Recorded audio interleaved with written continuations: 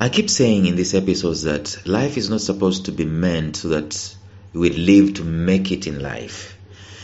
The problem, my friends, is that for the most part, it is structured towards that end. The moment someone is born, the thoughts about them is how are they going to make it in life.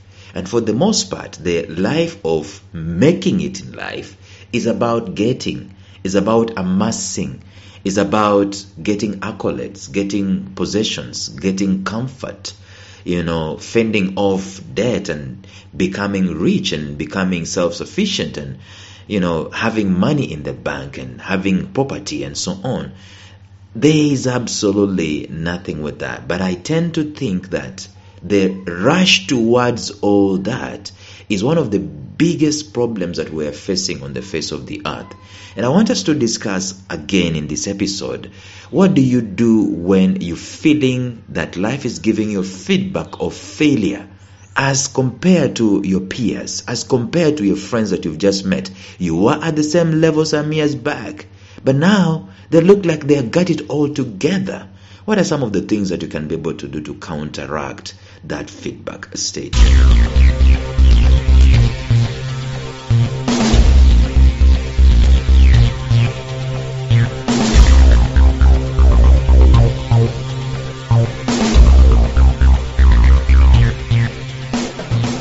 Welcome to the Life Signatures podcast with Lawrence Namale. Lawrence is a life coach, author, and keynote speaker who loves to tackle different topics on purpose, productivity, and resilience. His mission in life is to awaken all your boundless possibilities available in you. Life Signatures podcast is dedicated to bring to reality every single person who knows that deep down in their gut, there's got to be more to life than this. And now, here is your host, Lawrence Namale.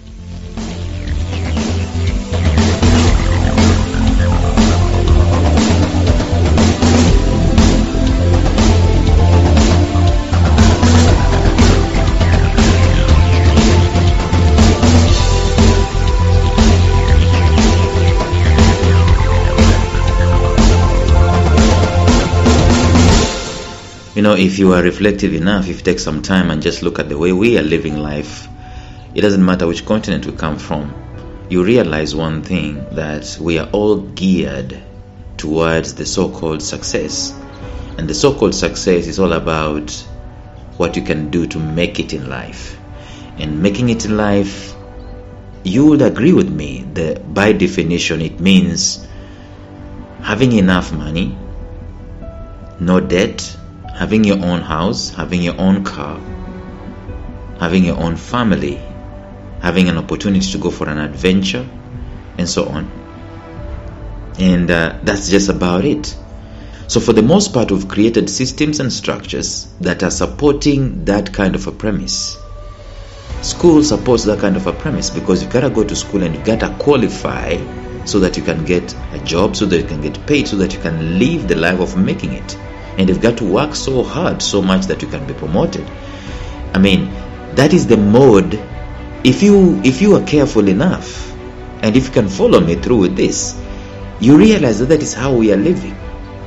100%, nearly 100%. That is how all of us are living. Whether we are Americans, whether you are Africans, whether we're Europeans, whether we are Asians, that is basically the modus operandi for the human race. But I tend to think that it is a bit wrong or a bit off, because it has very many side effects. And I do believe that when you're talking about purpose in life, it is a totally different ballgame altogether, because I don't think that we should live our lives in such a way that we are looking for what we can get out of it. You know why? Because we are going to get out of life at the end of the day. What we need to do is to live our lives with a mindset of what can we give to this life. You know why? Because we're going to get out of this life at the end of the day. So the question will be, what are we leaving behind? You see, if we live our lives in such a way that we are looking at what we can get out of life. It is futile in that when we get out of life, we leave those things behind. We don't go with them.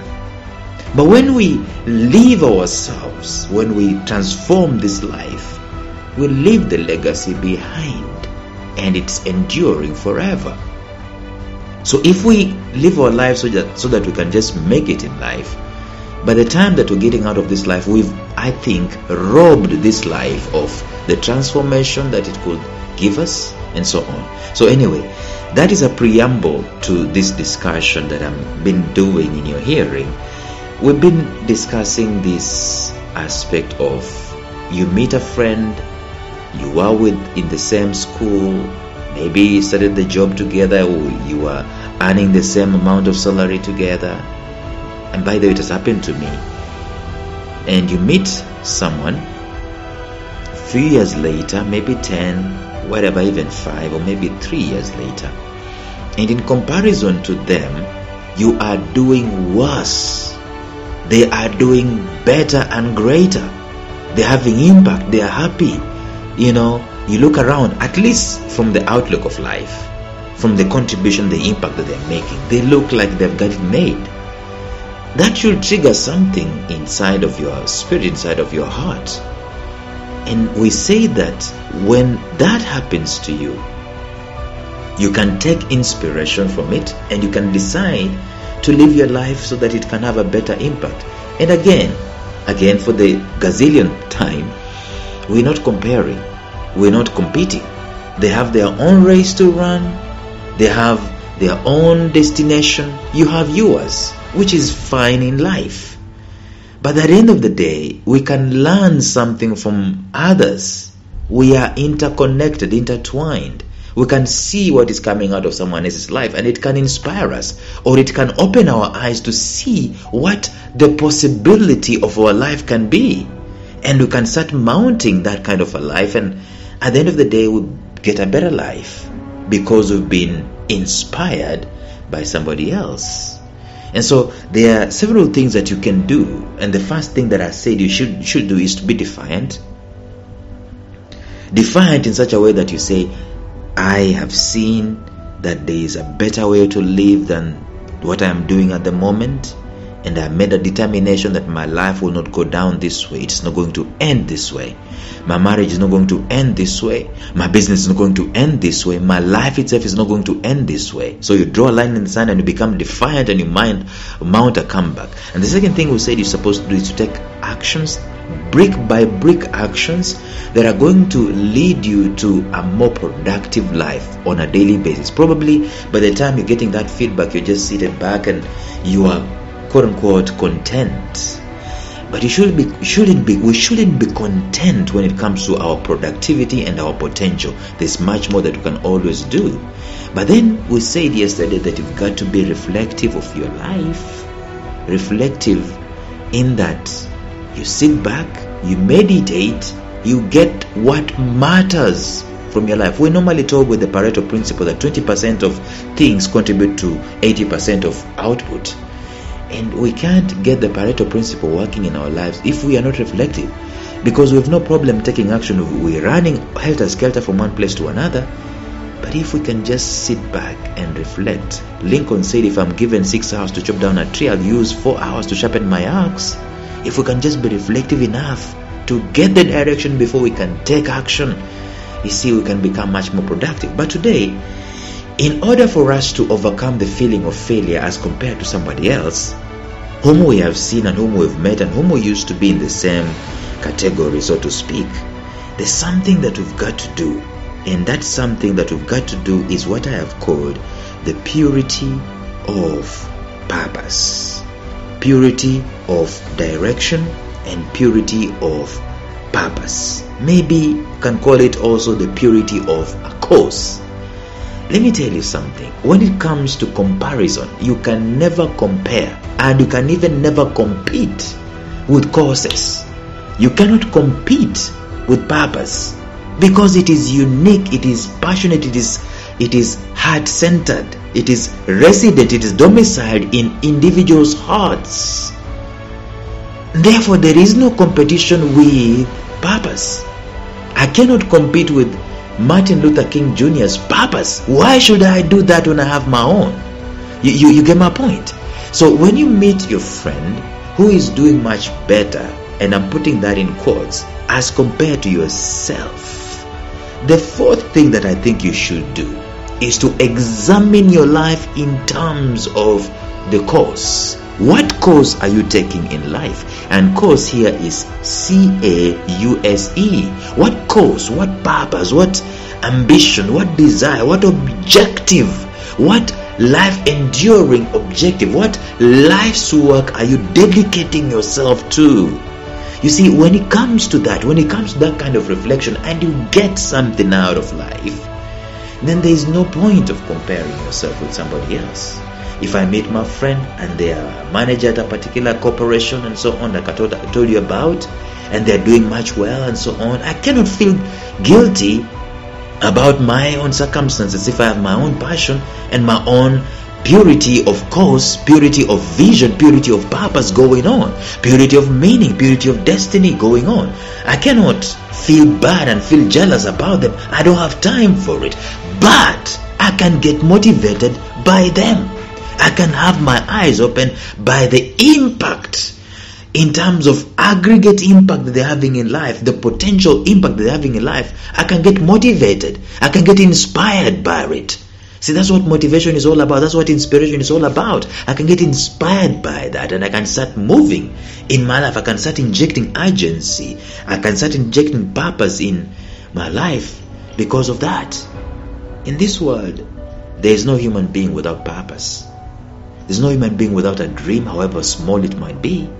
The problem is that we are too bogged down with looking good, feeling good, gathering all the goods we can. And we're not focusing on our God-given dream. That's what I'm talking about, making it in life. The life is designed so that we can make it in life. And I don't believe, increasingly by the way, I've been discipled that way, I've been brought up that way, I've gone through the systems that teach that, but I do believe that the essence of life is not to make it in life. The essence of life is to make life better, to transform life. And the way we can do this is to become the best versions of ourselves. And the way we can do that is to dedicate our life to a particular cause. I'm not talking about dedicating your life to a job or an organization or an institution, but dedicating your life to a cause greater than yourself, and I know this sounds so esoteric, it sounds so motivational, so high up there, but I do believe that we've been dealt with a lie to think that the highest form of living is to make it in life, to have money in the bank. There's no problem with that. If you give me money in the bank, I will not say no. To have your own house built up, if you give me a house built up, I will not say no. To have your own family, if you give me a family, I will not say no. There is no problem with that. But I do believe that that's just half the story. In fact, I do believe that that's the side effect of living a life pursuing a cause greater than yourself. And when we do that, I think that we start getting the meaning of life, getting the anchor of life, getting the very essence of what life is all about. I think the greatest gift that we can give this world is being fiercely pure to a cause that is greater than ourselves. Being fiercely pure to a purpose. And this means that if you have found out what matters to you, what you are passionate about, it is good that you stay focused at it. Put your hands on it and never look back, and go with it until the very end. It doesn't matter what someone else is doing in their lives. That's their story. You have your own story. Get inspired by them, but do you. Such a one will never think of retirement. And I've talked about retirement in these episodes. I'm not going to talk about that today. That is why when Floyd Money Mayweather, was fighting Conor McGregor, I was asking myself this question: what is Mike Tyson thinking? If Mike Tyson at that point, and by the way, in 2020, Mike Tyson, in 2019, Mike Tyson had a comeback, and he has his own course. And right now, if you look at his mentality, he's someone who is going somewhere. He's productive with his life, and his life is basically in order, so to speak. Doesn't matter what Floyd Mayweather is doing in his life. Doesn't matter what another boxer is doing in his life. That's their lives. But Tyson is now focused. He has a cause that he's championing. So when you meet a friend who is doing much better than yourself, I think you need to ask yourself, what cause am I dedicating my life to? And I tell you, if you have a cause, there will be no problem whatsoever.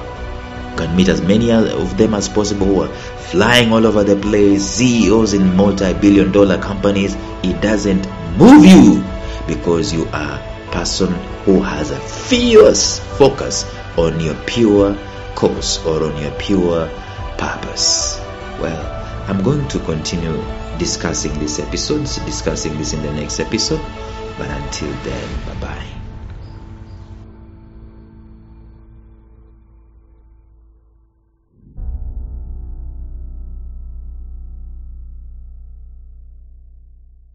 A special shout out to my mentor Jeffrey Howard of Visionary Business University, found at mastermindmentor.com, who has graciously provided me with the soundtrack and the introductory track to this podcast. Thank you, Jeff.